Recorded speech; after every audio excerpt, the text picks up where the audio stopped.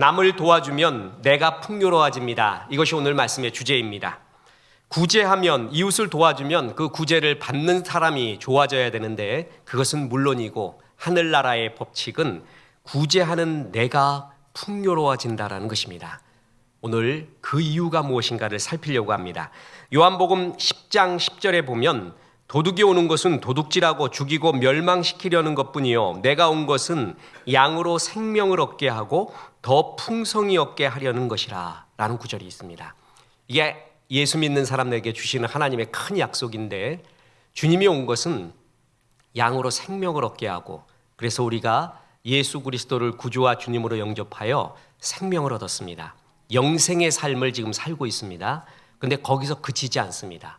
더 풍성히 얻게 하려는 것이라. 주께서 우리에게 약속하신 것은 생명 얻은 주의 자녀들에게 풍성한 삶을 약속했다라는 것입니다. 그런데 이 풍성함이, 하늘의 풍성함은 어떻게 내려오는가? 하나님은 두 루트로 내려오게끔 주님의 법칙, 하늘의 법칙을 정하셨습니다.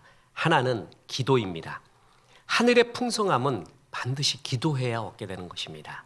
그래서 우리는 기도해서 주의 풍성함을 받아야 합니다. 그런데 여기만 그치는 게 아니라 두 번째의 하나님의 루트가 있는데, 그게 바로 이웃에 대한 구제입니다. 이웃을 구제할 때 하늘의 풍성함으로 나를 채워준다라는 것입니다. 어떤 사람은 기도는 참 잘하는데 삶의 풍성함이 약하거나 없거나 합니다. 왜 그런지 아십니까? 구제에 인색하기 때문에 그렇습니다. 이 둘을 잘 해야 됩니다.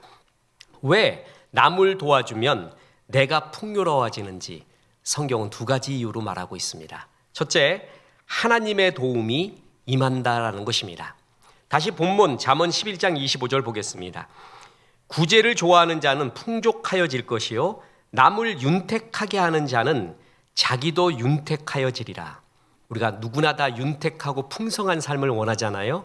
근데 남을 이롭게 하고 남을 잘 섬겨주고 도와주면, 이웃을, 또 내 도움이 꼭 필요한 그 사람을 잘 도와주면 너 또한 윤택하게 하리라. 내가 너를 윤택하게 하리라. 이렇게 약속하고 있습니다. 특히 누가복음 6장 38절에 보면 주라, 그리하면 너희에게 줄 것이니. 자, 너희에게 준다. 주어가 뭐죠? 하나님이라는 것이에요. 하나님이 너희에게 주겠다. 곧 후히 되어 누르고 흔들어 넘치도록 하여 너희에게 안겨주리라. 이 주님이 주신의 풍성함을 보여주고 있죠. 후히 되어 누르고 흔들어 넘치도록 하여 꽉꽉 담는다라는 것이죠. 군에 가서 짬밥 먹어본 사람들 잘 압니다. 짬밥장을 잘 사겨야 됩니다. 이 군에서 생활할 수 있는 최상의 방법입니다. 저는 참 잘 사겼습니다.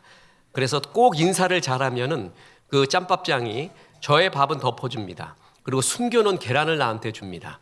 그리고 자기가 먹으려고 줬던, 남겨놨던 그 닭다리 같은 것도 넘겨줍니다. 꽉꽉 눌러줍니다. 미운 놈이 오면은 그냥 건더기는 안 주고 국물만 확 줍니다.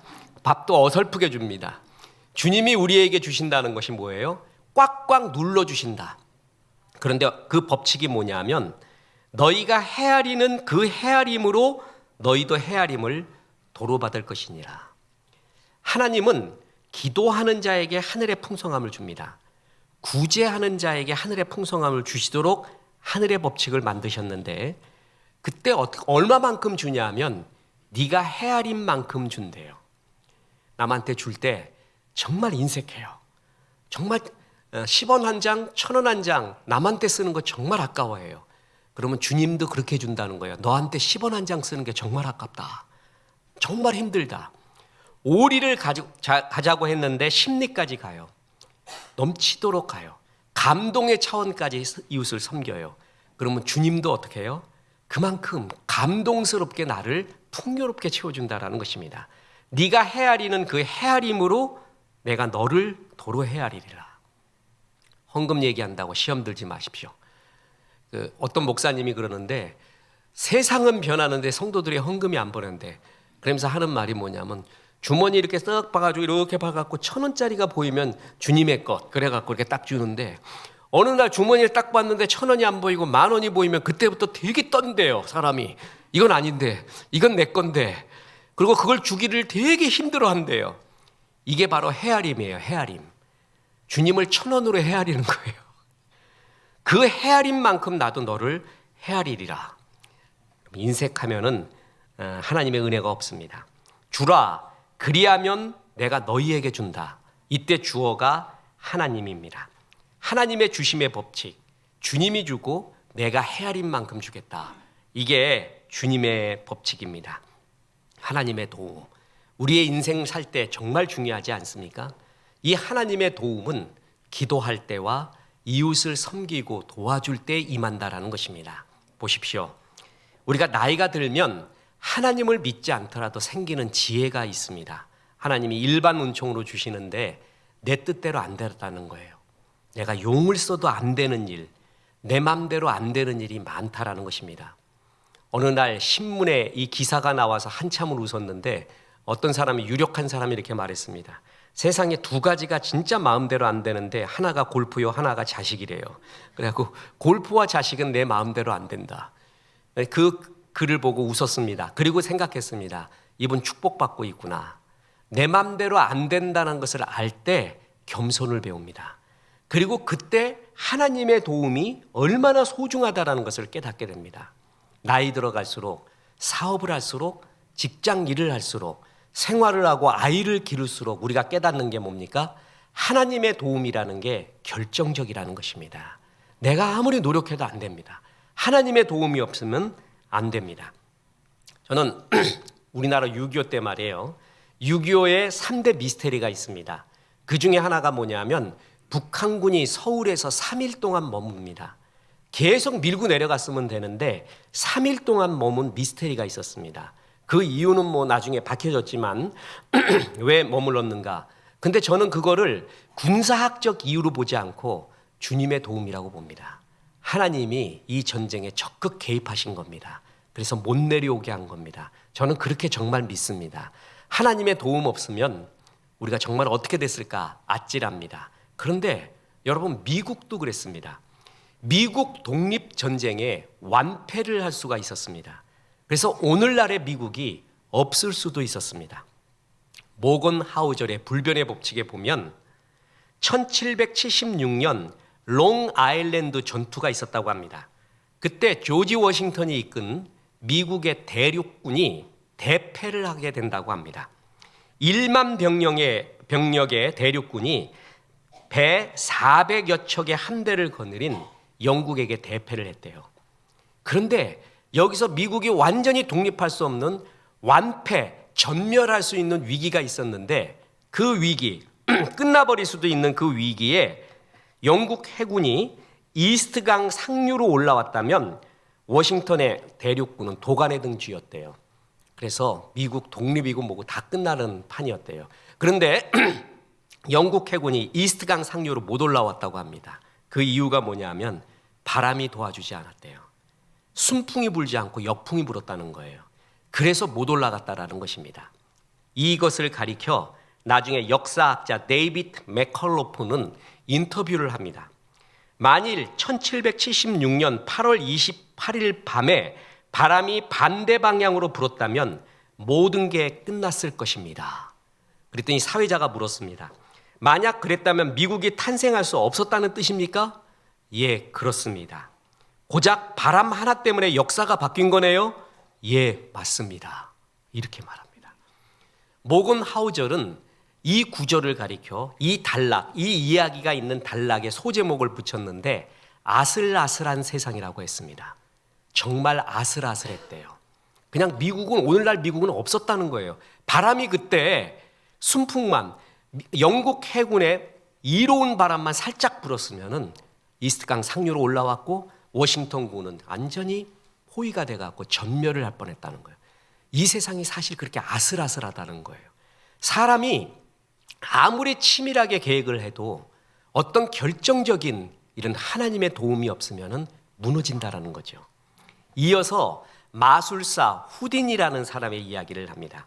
아마추어 복서이기도 했던 마술사 후디니는 무대에 서가지고 마술을 하는데 실제 마술, 그러니까 속이는 마술이 아니라 사람들로 하여금 올라오라 그래요. 젊은 장정들을. 그리고 자기 배를 때리게 합니다.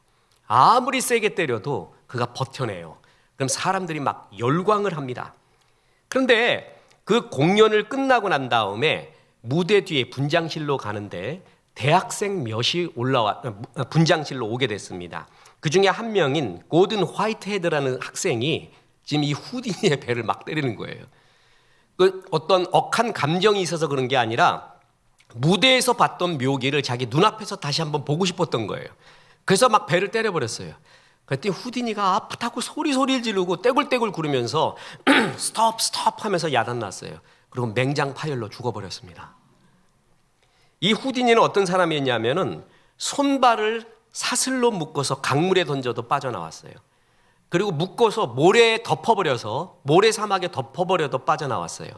손발을 묶어도 강물에 던지면 내가 얼마 동안 호흡을 하고 얼마 동안에 어떻게 이것을 헤쳐나간다라는 작전, 계획이 있었어요. 모래에 갇혀도 작전이 있었어요. 그죠? 치밀한 계획하에서 한 거예요. 근데 그날 그 계획이 없었던 거예요. 대학생이 와서 자기 배 때리라고는 생각을 못 했던 거예요. 만약에 알고 있었다면 힘을 주고 준비를 했을 텐데 준비를 못 하고 있었다는 거죠. 그래서 대학생의 여린 손으로 때렸는데 그걸 맞고 파열이 돼서 죽어버렸어요. 그래서 이 모건 하우저는 이 단락의 소주제를 뭐라 그랬냐면 우리 삶에는 피할 수 없는 리스크가 있다. 내가 아무리 치밀하게 준비해도 이런 위험 요소가 있다는 거예요. 나라도 아슬아슬한 세상이고요. 우리 개인도 아슬아슬하다는 거예요. 무슨 얘기죠? 아무리 열심히 최선을 다해 치밀하게 준비를 했어도 그것을 벗어나는 그 무언가가 있다라는 거예요. 그때 하나님의 도움이 없으면 어떻게 된다는 거예요? 그냥 죽거나 망한다는 거예요. 이것은 인생 살아보면 더욱더 압니다. 아, 힘으로도 능으로도 안 되는구나. 이건 정말 주님이 도와줘야 되는구나. 하나님의 도움, 이게 우리 인생의 절대적인데 주의 도움은 다시 말하지만 기도할 때 임합니다. 그리고 이웃을 도와줄 때 임합니다. 기도할 때 주의 도움이 임한다라는 것은 이해가 되는데 왜 이웃을 구제하고 도와줄 때 하나님의 도움이 임하느냐? 그것은 우리를 부르신 이유가, 하나님이 우리를 믿음 주시고 여기까지 인도하신 이유가 복의 근원으로 삼기 위함이었기 때문에 그렇습니다. 자, 아브라함을 부르신 이유가 창세기 12장 2절이죠. 내가 너로 큰 민족을 이루고 내게 복을 주어 내 이름을 창대하게 하리니 너는 복이 될지라. 개역 한글에서는 복의 근원이 될지라. 하나님이 아브라함을 부릅니다. 그리고 부른 다음 창대하게 합니다. 그리고 복의 근원이 되라고 해요. 그게 아브라함을 부르신 이유였지요. 우리를 부르신 이유도 아브라함을 부르신 이유와 동일합니다. 우리를 불러요. 은혜로. 그리고 창대하게 해줘요. 그 다음에 뭐가 되게 해준다고요? 복의 근원이 되라는 거예요. 그게 부르심의 이유예요. 복의 근원이 뭡니까? 주의 은혜를 받아서 많은 이웃들에게 이 복을 나눠주면서 그들을 살리고 세워주는 것. 그게 복의 근원 아니에요? 이게 우리를 부르신 목적이었어요. 그게 우리 인생의 결이었다는 거죠. 제가 설교할 때 예배 때 결대로 살아라 라는 말을 많이 했습니다. 진짜 고수는, 이런 조각의 고수는 돌을 보고 아무데나 정을 대지 않죠. 결을 보고 됩니다. 그 결에다가 정을 대고 칠 때, 망치로 칠 때 쫙 잘라지는 거예요. 인생에도 결이 있어요. 아무데나 힘을 쓰는 게 아니에요. 정확한 결이 있는데 그 결이 하나님의 목적이에요. 거기다가 내 정을 딱 대야 돼요. 그리고 망치를 쳐야 돼요. 그러면 인생이 풀리고 역사가 일어나는 거예요. 결이 아닌 곳에 망치를 두면, 정을 두면 역사가 일어나지 않는 거예요. 근데 하나님의 결, 하나님이 우리에게 주신 목적과 결이 뭐냐 하면 이웃을 복되게 하는 복의 근원이라는 거죠. 아, 나는 그래서 불렀구나. 그리고 거기에다가 정을 두고 망치를 칠 때 역사가 일어나는 거예요. 그래서 내가 이웃을 돕고 그를 살려주고 있잖아요. 그러면 주님이 이렇게 말하는 거예요. 너는 목적대로 살고 있구나. 내가 부르신 뜻대로 살고 있구나. 복의 근원이 되고 있구나. 그래서 하나님이 그에게 하늘의 풍성함으로 더 채워주는 거예요. 아, 얘는 조금 줘봤더니 자기밖에 모르는구나. 조금 줘봤더니 망해가고 있구나. 그런 사람들은 주지 않습니다. 목적대로 쓰는가? 복의 근원으로 사는가? 그 복의 근원이 뭐예요? 많은 사람을 이롭게 하고 그 사람들을 살려내는 전도 선교 구제라는 거죠. 그러니까 하나님이 이 목적대로 사는 사람에게 하나님의 도움을 임하게 한다라는 것입니다. 자, 이웃을 복되게 하면은 왜 내가 풍요로워지는가? 두 번째이자 또 결론의 복이 있습니다. 사람의 복이 임한다라는 것입니다. 자, 내가 이웃을 이롭게 하잖아요. 섬겨주잖아요. 첫 번째 하나님의 도움이 임합니다. 그리고 두 번째 사람의 인복이 임한다는 거예요. 다시 본문 보겠습니다. 잠언 11장 25절.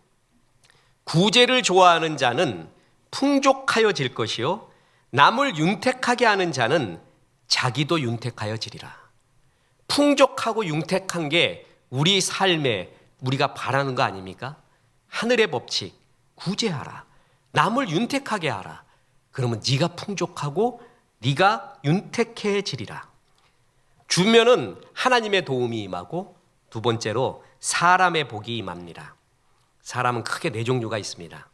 잘 주는 사람, 받기만 하는 사람, 주고받기를 잘하는 사람, 주지도 않고 받지도 않는 사람. 네 번째가 제일 얄밉죠. 받기만 하는 사람은 또 그러려니 해요. 그런데 자기 철학이 있다고 주지도 않고 받지도 않는 사람, 복이 임하지 않습니다. 우리가 현대를 살면서 통과해야 되는 참 추천해 줄 만한 경영학자 피터 드러커, 짐 콜린스, 그리고 아담 그랜트라고 있습니다. 이 아담 그랜트는 와튼 스쿨에 거기에 대학의 최연소 종신 교수죠. 글을 내기 전에 베스트셀러가 되는, 이미 예약만 해도 베스트셀러가 되는 그런 작가가 몇 있는데 그 중에 하나가 아담 그랜트입니다. 이 사람이 쓴 글 중에 우리나라에서 정말 번역을 웃기게 한 번역이 하나 있는데 호구의 발견입니다. 그래서 난 재밌는 유머책인 줄 알고 그걸 갖다 이렇게 봤는데 원제가 뭐냐면 give and take이에요. 그러면서 이 세상에서 성공한 사람들을 자기가 경영학자로서 연구해 보니까 세 가지가 있더라는 거예요. 능력, 노력, 기회, 세 가지가 있는데 자기는 거기에 하나가 더 반드시 필요하다. 관계라는 것이에요. 그러면서 관계는 뭐냐 하면은 주고받는 것이다라고 했습니다. 주고받는 것을 잘하는 사람이 관계가 깊어지고 또한 능력, 노력, 기회가 별로 없어요. 미약해요. 그럼에도 불구하고 성공한 사람을 보니까 관계를 잘하더라라는 것이라는 겁니다. 그러면서 탁월하게 성공한 사람의 특징이 뭐냐면 기버래요. 기버, 주는 사람. 그러면서 아담 그랜트는 기버와 테이커와 매처가 있다라고 말했습니다. 기버는 뭐냐면 주는 사람, 테이커는 뭐예요? 받기만 하는 사람, 매처는 뭐냐면 딱 매치되게 사는 사람. 무슨 말이냐면 딱 받은 만큼만 준대요.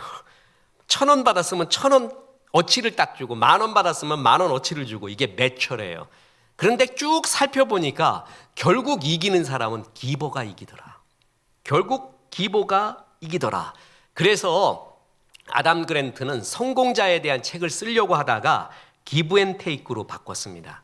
이게 핵심이기에 인생을 진짜 풍요롭게 사는 것은 잘 주는 사람이다.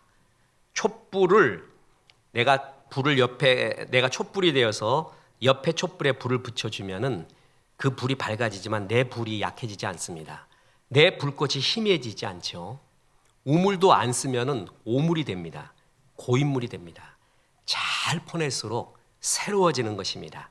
하나님의 법칙. 그것은 뭐냐면 이웃을 복되게 할 때 하나님의 도움이 임하고 사람이 너를 좋아하게끔 만들겠다. 그래서 인복이 임하게 됩니다.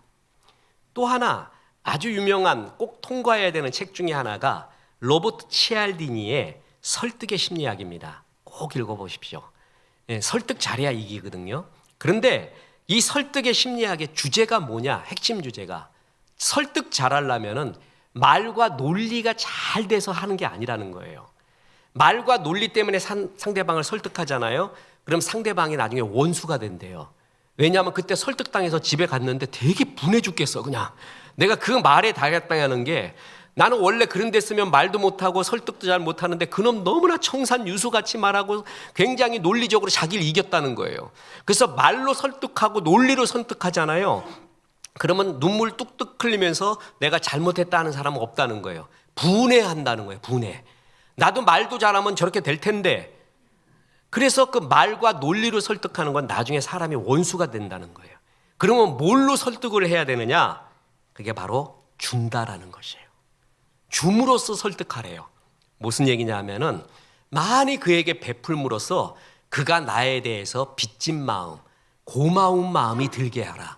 그게 설득의 심리학의 핵심입니다. 자, 뭘 주느냐? 웃는 얼굴을 주라고 합니다. 벌써 그 사람 앞에 가서 인상 팍 쓰고 있으면 그냥 대화 끝난 거예요. 많이 웃어줘라. 그리고 축복의 말을 많이 해줘라. 그걸 줄 수가 있잖아요.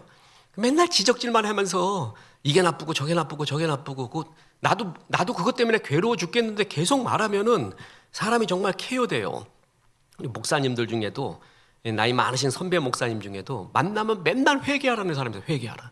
지금이 이때냐고 이럴 때냐고. 처음에는 그 은혜가 돼요. 그래갖고 아멘 그러면서 내가 돌아봐야지 회개해야지 그러는데 맨날 만날 때마다 하면은요 도망가고 싶어. 빨리빨리 도망가고 그냥 안 듣고 싶어요. 이제 좀 그만 듣고 싶어요. 근데 어떤 선배님은 그럽니다. 막 웃으면서 한 목사 힘들지 목회 사는 거 다 힘들어. 힘내. 잘할 거야 자네는. 내가 지금 자네 힘내라고 좀 설렁탕 좀 사주고 싶은데 돈이 없네. 네가 좀 사라. 그러면 그냥 사줘요. 그냥 그 축복의 한마디에 다 줘요.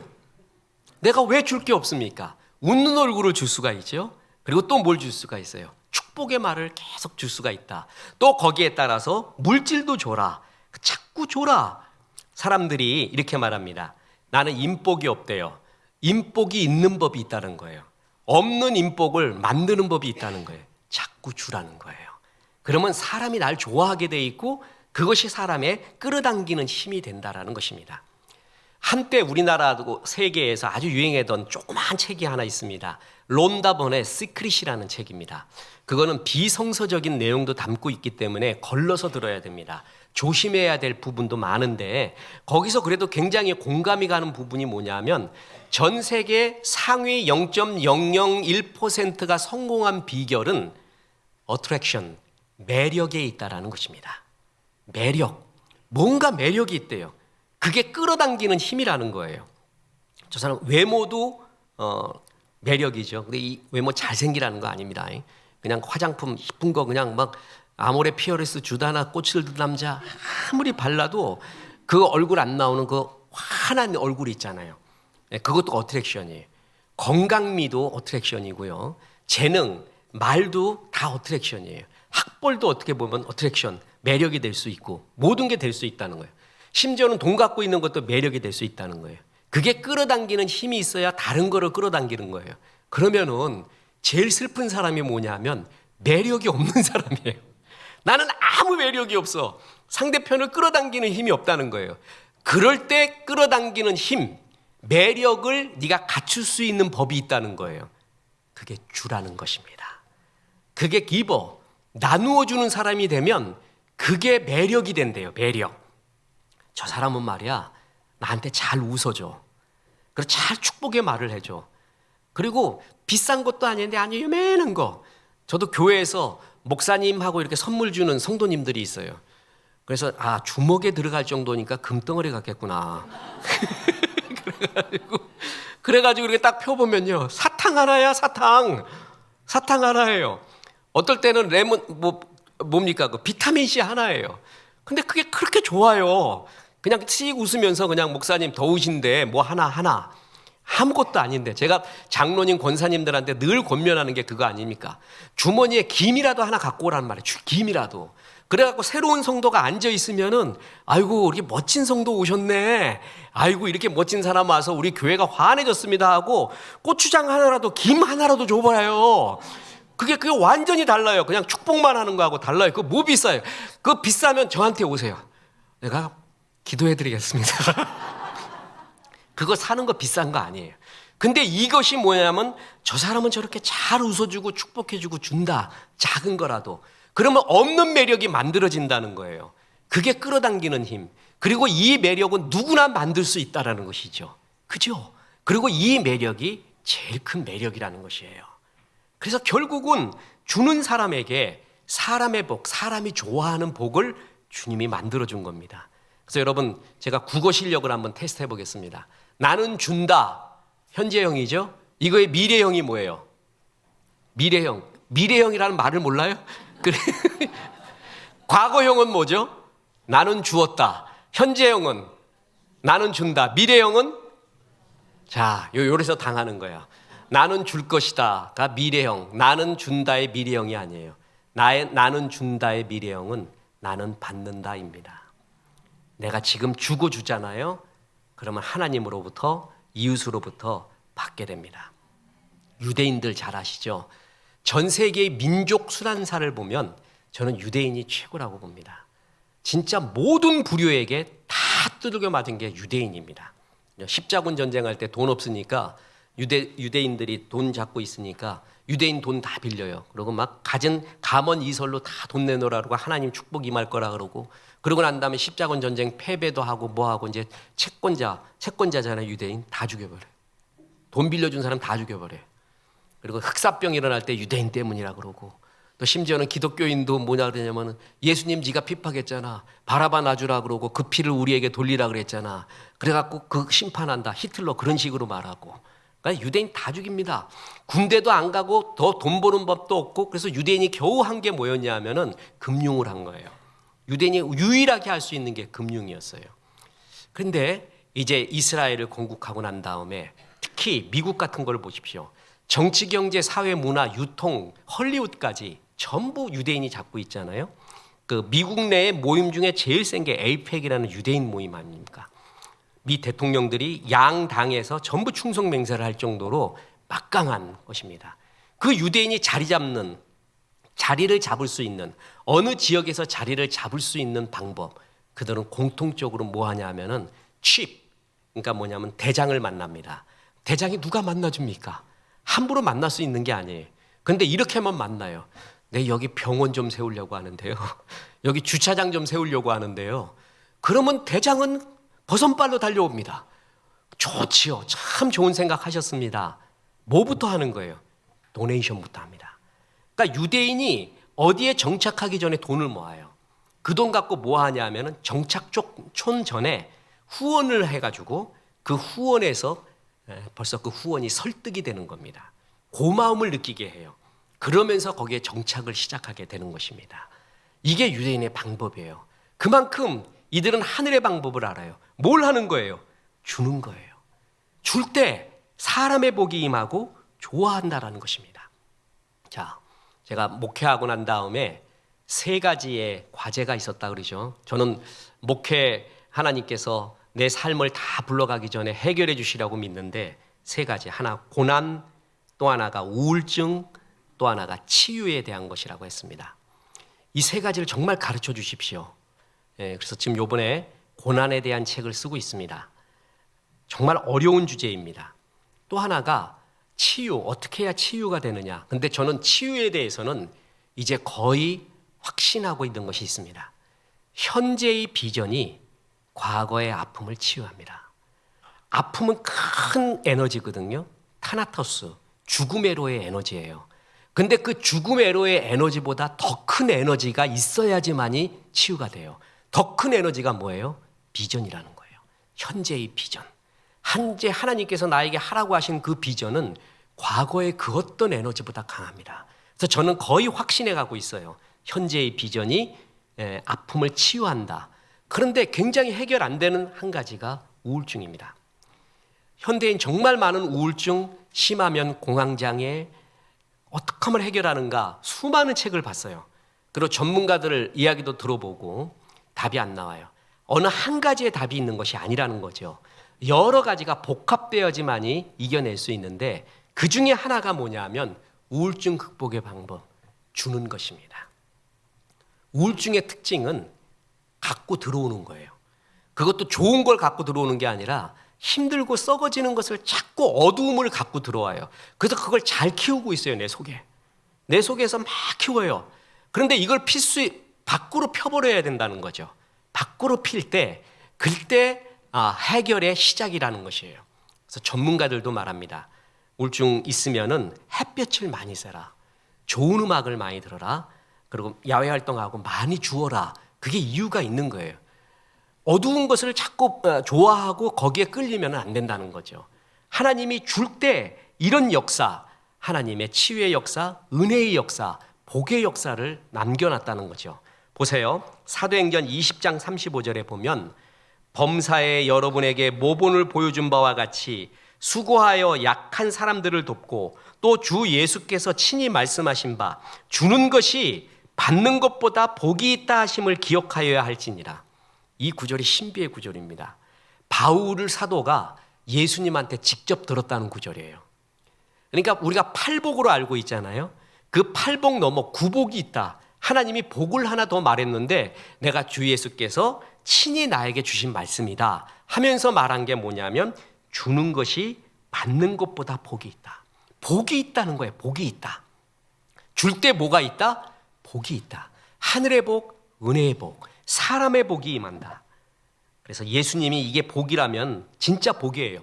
그게 옳은 거예요. 그리고 따라가면 되는 것이에요. 그죠? 그런데 주지 않아요. 내 것만 쌓으려고 해요. 그러면은요, 그 앞에서, 그 돈 앞에서 벌벌 떱니다. 그리고 얼굴이 돈같이 생겨가요. 그 이쁜 얼굴이 아니에요.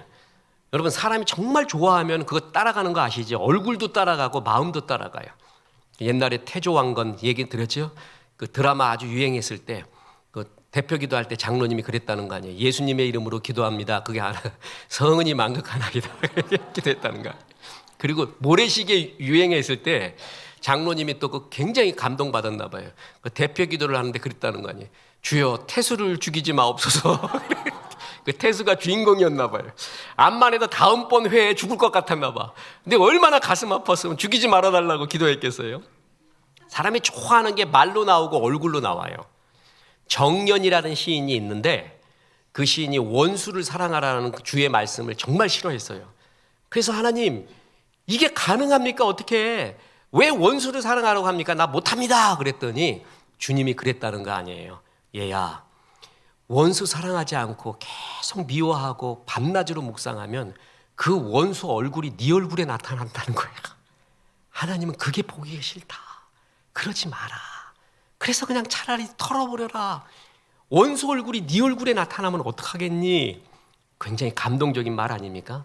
밤낮으로 묵상해서 싫어하는 사람이 있잖아요. 그럼 그 사람 얼굴이 내 얼굴에 나타나요. 사람이 돈 하잖아요. 그럼 얼굴에 돈이 다 이렇게 보여요. 그런 사람의 특징이 뭔지 아십니까? 벌벌 떨어요. 만족이 없고 기쁨이 없어요. 그리고 계속 근심해요. 많이 가지고 있는데도 근심합니다. 보세요. 디모데전서 6장 10절.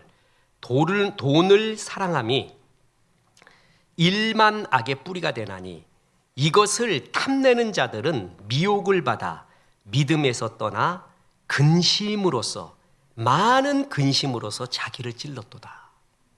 베풀지 않고 인색하고 쌓아놓기만 할 때 주님이 주시는 벌이 뭐냐 하면 근심의 법. 그러니까 계속 많이 가져도 기쁘지가 않아요. 계속 얼굴에 더 많이 하면서 벌벌 떨면서 근심으로 평생을 찌르고 있다는 거예요. 사람의 마음의 평강이 얼마나 중요한데 거기 속에서 행복이 나오는데 그거 없이 평생 그렇게 돈이 있어도 근심 속에 살게끔 하나님이 한다는 거예요. 하나님 믿고 내가 복의 근원이지, 난 못 먹어도 고다, 내가 가지고 있는 거 있지, 내가 웃음이 있잖아, 축복의 말이 있잖아, 그리고 요만큼이라도 가지고 있어도 나 섬길 수 있어. 그런 사람에게 남을 이롭게 하는 자를 너를 풍족하게 하고 남을 윤택하게 하면 내가 너를 윤택하게 하리라. 이게 정말 주님의 법칙이라는 것이죠. 그렇습니다. 결국 기버가 이깁니다. 옛날 짐 콜린스가 좋은 기업을 넘어 위대한 기업으로, 많이 들어봤을 겁니다. 기업체에서 많이 봤어요. 야, 좋은 기업보다 위대한 기업 때 아주 유명한 책이거든요. 이게 2021년도에 20주년 뉴 에디션이 발행한 정도입니다. 제가 판매된 걸 보고는 기절하는 줄 알았습니다. 역시 기독교 서점하고 일반 서점 또 세계적인 것 갖고는 비교 불가합니다. 엄청나게 팔렸어요. 근데 이 책을 과감하게 비판한 교수님이 있었습니다. 라젠드라 시오디오 교수. 2008년도에 다른 책을 하나 냈는데 위대한 기업을 넘어 사랑받는 기업으로. 위대한 기업 갖고 안 된다는 거예요. 사랑받는 기업이 돼야 이제는 산다는 거예요. 이제 기술의 수준이 거의 비슷해진다. 근데 위대하느냐보다도 사랑받는 기업이냐.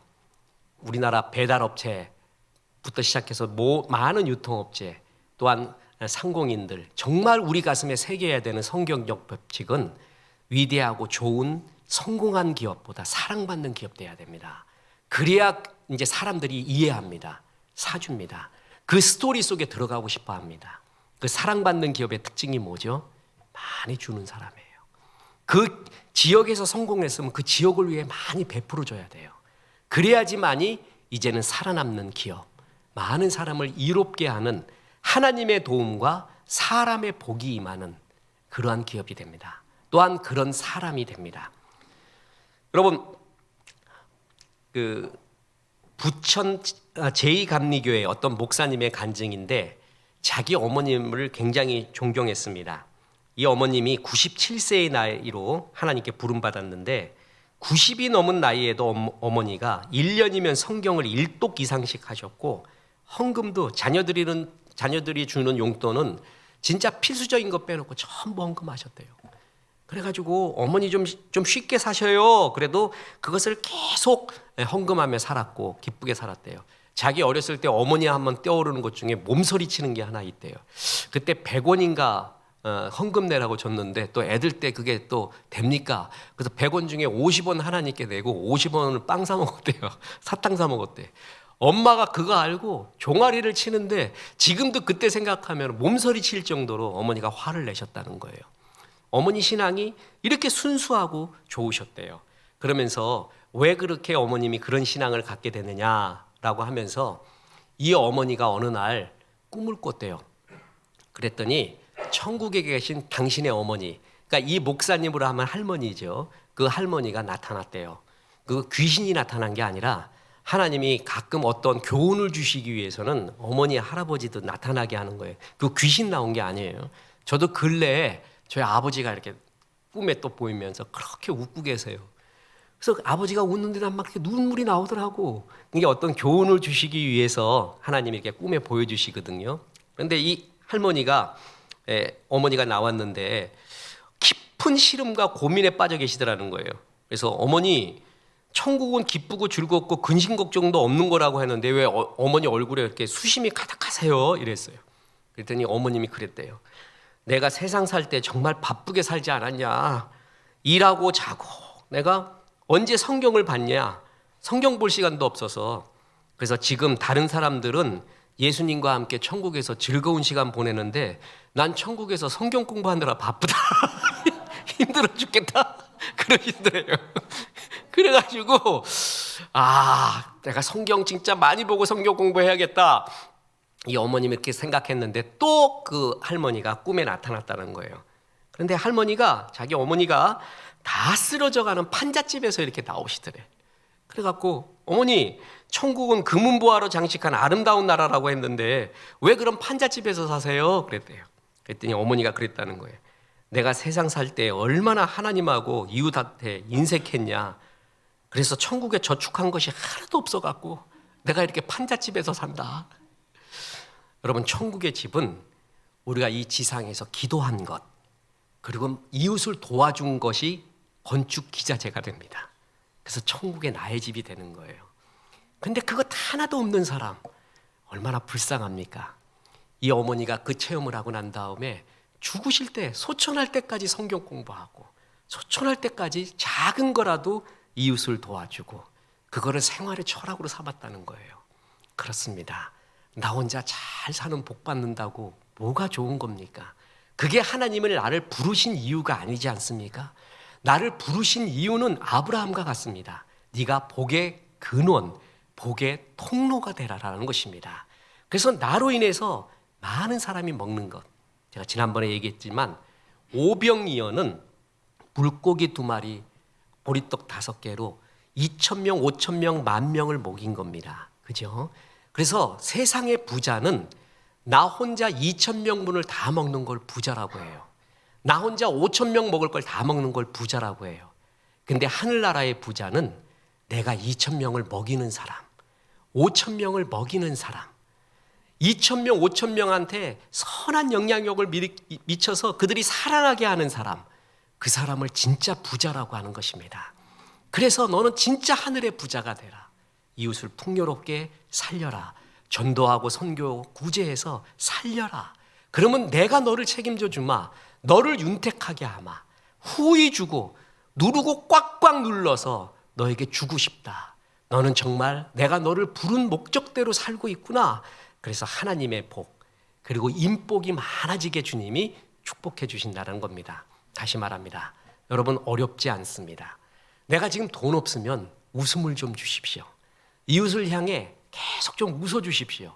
그리고 축복의 말을 많이 해주십시오.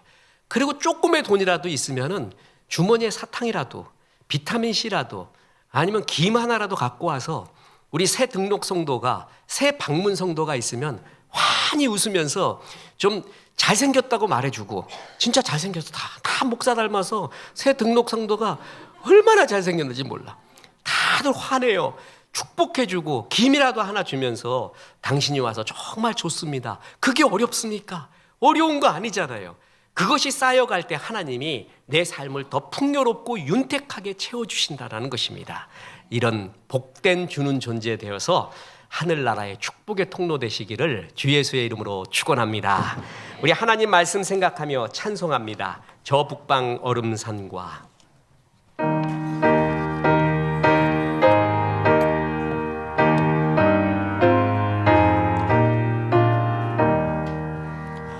저 북방 얼음산과 또 대양산 오송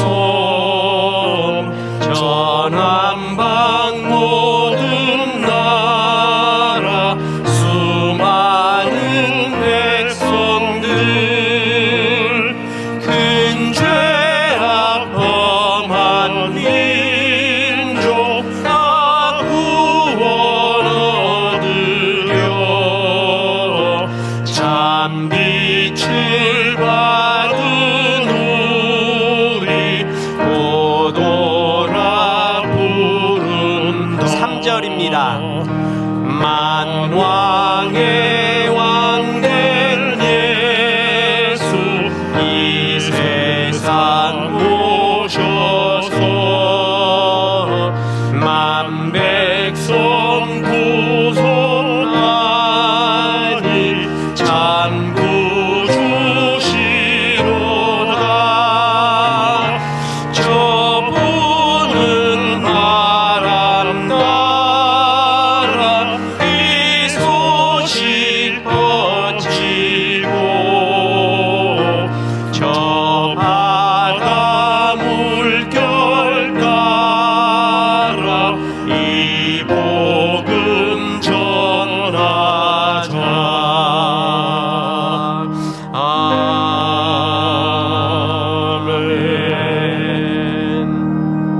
이제는 우리 구주 예수 그리스도의 은혜와 하나님의 크신 사랑과 성령님 많이 나누어 주고 살리는 자가 되라 말씀하심이 이 말씀에 아멘한 성도들에게 함께 하셔서 이제부터 끝날까지 크신 영광 받으시옵기를 우리 구주 예수 그리스도 이름으로 축원하옵나이다. 아멘.